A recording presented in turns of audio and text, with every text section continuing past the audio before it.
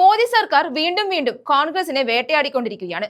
കോൺഗ്രസിന്റെ നിയന്ത്രണത്തിലുള്ള national Herald പത്രവുമായി ബന്ധപ്പെട്ട കേസിൽ വീണ്ടും കോൺഗ്രസ് രാജ്യസഭാംഗമായ സോണിയാഗാന്ധിക്കും മകനും ലോക്സഭാ പ്രതിപക്ഷ നേതാവുമായ രാഹുൽ ഗാന്ധിക്കുമെതിരെ ഇപ്പോൾ പുതിയ കേസ് കൊണ്ടുവന്നിരിക്കുകയാണ്. അസോസിയേറ്റഡ് ജേർണൽസ് ലിമിറ്റഡ് കമ്പനി ഏറ്റെടുത്തതിൽ ക്രിമിനൽ ഗൂഢാലോചനയുണ്ടെന്നാണ് പുതിയ ആരോപണം. ഇഡിയുടെ നിർദ്ദേശപ്രകാരം ഡൽഹി പോലീസിന്റെ സാമ്പത്തിക കുറ്റകൃത്യ വിഭാഗമാണ് ഇവർക്കെതിരെ കേസെടുത്തിരിക്കുന്നത്. രാഹുൽ ഗാന്ധിക്കും സോണിയാഗാന്ധിക്കുമൊപ്പം ഇന്ത്യൻ ഓവർസീസ് കോൺഗ്രസ് മേധാവി Sam Pitroda, Associated Journals Limited, Young Indian, Dotex Merchants Private Limited തുടങ്ങിയവർക്കെതിരെയും കേസെടുത്തിട്ടുണ്ട്. നേരത്തെയും നാഷണൽ ഹെറാൾഡ് ദിനപത്രവുമായി ബന്ധപ്പെട്ട് രാഹുൽ ഗാന്ധിക്കും സോണിയാഗാന്ധിക്കുമെതിരെ കേസുകളുണ്ടായിരുന്നു. സ്വകാര്യ പരാതിയിന്മേൽ ഡൽഹി മെട്രോപൊളിറ്റൻ മജിസ്ട്രേറ്റ് കോടതി 2014 ജൂൺ 26 പുറപ്പെടുവിച്ച ഉത്തരവിന്റെ അടിസ്ഥാനത്തിലാണ് നാഷണൽ ഹെറാൾഡിനെതിരെ ഇഡി കള്ളപ്പണം വെളുപ്പിക്കൽ അന്വേഷണം ആരംഭിച്ചത്. ജവഹർലാൽ നെഹ്റു 1937 സ്ഥാപിച്ച നാഷണൽ ഹെറാൾഡ് പത്രം പ്രസിദ്ധീകരിച്ചിരുന്ന AJL യങ് ഇന്ത്യ ലിമിറ്റഡ് ഏറ്റെടുത്തതിൽ സാമ്പത്തിക ക്രമക്കേടും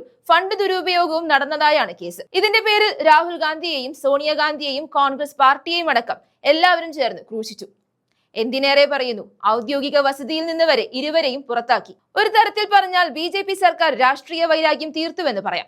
അതേസമയം ഇവരെ കരിവാരി തേക്കാൻ കെട്ടിച്ചമച്ച കേസാണിതെന്നും ആക്ഷേപമുയർന്നിരുന്നു. കേന്ദ്രം ഭരിക്കുന്ന BJP സർക്കാർ അവരുടെ കീഴിലുള്ള അന്വേഷണ ഏജൻസികളെ ഉപയോഗിച്ച് കോൺഗ്രസ് നേതാക്കൾക്കെതിരെ നടത്തുന്ന രാഷ്ട്രീയ പകപോക്കലാണ് ഈ കേസെന്ന ആരോപണവും കോൺഗ്രസ് നേതൃത്വം ഉന്നയിച്ചിരുന്നു. എന്നാൽ ഈ കേസിൽ ഇഡിക്ക് തിരിച്ചടി കിട്ടിയിരുന്നു. കേസിൽ സോണിയാഗാന്ധിക്കും രാഹുൽ ഗാന്ധിക്കും നോട്ടീസ് അയക്കേണ്ടതില്ല എന്ന് ഡൽഹി റൌസ് റവന്യൂ കോടതി വ്യക്തമാക്കി. എന്നാൽ രാഹുൽ ഗാന്ധിക്കും സോണിയാഗാന്ധിക്കും പുറമെ രേവന്ത് റെഡ്ഡിയെയും DK ശിവകുമാറിനെയും ഇഡി അന്വേഷണ പരിധിയിൽ നിർത്തിയിരുന്നു. രേവന്ത് റെഡ്ഡിയും DK ശിവകുമാറും യങ് ഇന്ത്യ ലിമിറ്റഡിന് തുക നൽകിയെന്നാണ് ഇഡിയുടെ കണ്ടെത്തൽ. നാഷണൽ ഹെറാൾഡ് കേസിലെ ഇഡി സമർപ്പിച്ച കുറ്റപത്രത്തിൽ വിധി പറയുന്നത് ഡിസംബർ 16 മാറ്റിയിരിക്കുന്ന സമയത്താണ് ഇപ്പോൾ പുതിയ ആരോപണവുമായി ഇഡി വീണ്ടും രംഗത്ത് വന്നിരിക്കുന്നത്. സത്യം പറഞ്ഞാൽ BJP സർക്കാരിന്റെ തന്ത്രപരമായ ഒരു നീക്കം തന്നെയാണ് ഇതെന്ന് പറയാം. ചുരുക്കി പറഞ്ഞാൽ എതിരാളികളെ തകർക്കാനുള്ള BJPയുടെ നീക്കം എന്ന് തന്നെ പറയാം. കാരണം ബീഹാറിലെ തെരഞ്ഞെടുപ്പ് സമയത്ത് വോട്ട് ചോരി ആരോപണവുമായി രാഹുൽ ഗാന്ധി രംഗത്ത് വന്നിരുന്നു. കൂടാതെ ബീഹാർ തെരഞ്ഞെടുപ്പിലെ BJPയുടെ വിജയം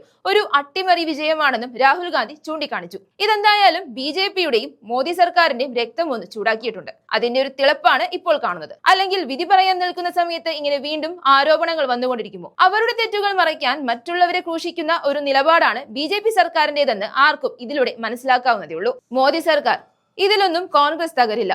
ഇനിയും നിങ്ങളുടെ കള്ളത്തരങ്ങൾ കോൺഗ്രസ് പുറത്തെത്തിച്ചിരിക്കും.